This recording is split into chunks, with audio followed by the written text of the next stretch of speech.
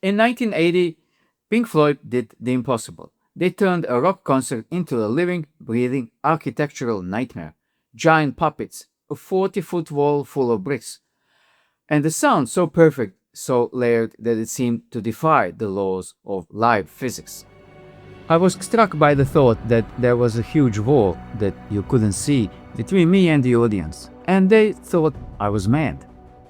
But if you were in the front row, something didn't quite add up. In my opinion, it's just miles ahead of anything else that's ever been done in rock and roll. You see, the Wall Tour wasn't just a concert, it was a massive $10 million clockwork machine. And at the heart of that machine was a secret. A secret that Roger Waters and David Gilmour hoped you'd never hear. Today we are cracking open the vault on the multitrack tapes Pink Floyd used to fake the most legendary tour in history. This isn't just about backing vocals, it's about 1980 tape trick that saved Pink Floyd from financial ruin, and the technical genius that bridged the gap between the studio masterpiece and the live impossibility. To understand why they had to do it, we have to look at the album itself. The Wall wasn't just songs, it was a sonic collage. Bob Ezrin, the producer, had filled the tracks with orchestral swells, sound effects of dive bombers, children screaming, and some of the most complex vocal harmonies ever recorded. In 1979, the technology to recreate that live didn't exist, not for a four-piece band. Roger Waters wanted perfection. He wanted the audience to feel the isolation of the wall. But he also knew that if a single brick fell out of sync with the music, the illusion would shatter. If the plane didn't crash into the wall exactly at the climax of In the Flesh, the show was a joke. They were trapped. They had a studio album that was literally too big to play. This was going to be a record, 3 or 4 cities, and a movie, because I knew it couldn't possibly travel. The solution came from the world of cinema. They didn't just play to a metronome, they played to a ghost. And I think that's quite an interesting... I put it like this, it interested me to realise that what seems to have been a grand plan was nothing of the sort. Behind the stage sat a massive 35mm magnetic film playback system. It wasn't just playing sound effects. It was carrying a multitrack skeleton of the entire show. Music that you're hearing is live from the band. There's 1 or 2 things we've got for cue tracks, click tapes, just so that we can sync in with sound effects. We've got various sound effects that were on the album.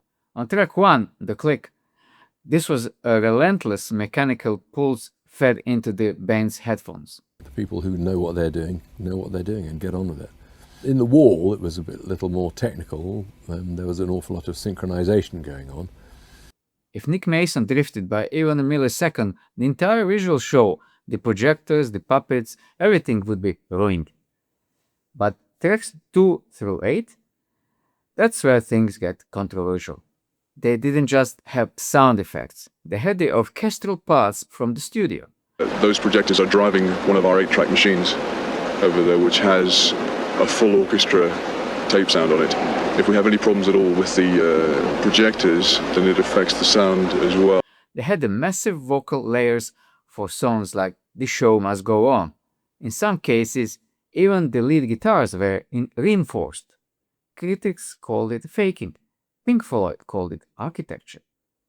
Nothing illustrates the fake nature of the tour better than the opening. For years, fans wondered how the band could look so different at the start of the show.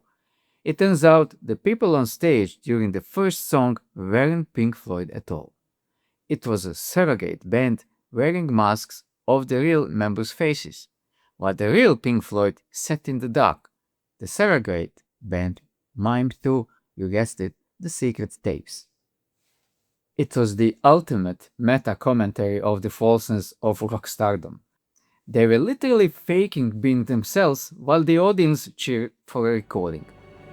That was really a kind of theatrical shock tactic, because people would assume that it was us and suddenly realize that it wasn't. The sheer scale of this tape trick went even deeper than the music. You have to remember, the 1980 World Tour was a financial disaster before it even began. It couldn't possibly travel because of the sheer expense of getting this thing to move. It was miles ahead of anything that had been done in rock and roll. The weight of the equipment and the insurance costs meant the band was bleeding money. They couldn't afford a single mistake. Because there's no point, really. It's incredibly expensive to do. It's an enormous amount of effort goes into it. This is where the multitracks became a safety net. It was all special equipment. I mean, it was absurdly expensive, but it was great to have done it once. If a guitar cable snapped or a synth went out of tune, the ghost in the machine kept the audience from noticing. One night in New York, we were halfway into the show, and the awful moment happened when suddenly the tape machine stopped. And luckily Nigel, who's running the maintenance back here, managed to get the whole thing organized. There are rumors among roadies that on the single nights when Roger's Waters was failing, the tapes were pushed higher in the mix, blending his live stranded vocals with the studio perfect tracks from 1979. It was a high wire act where the wire was made of magnetic tape. But the most chilling part of this technical deception was the click track itself.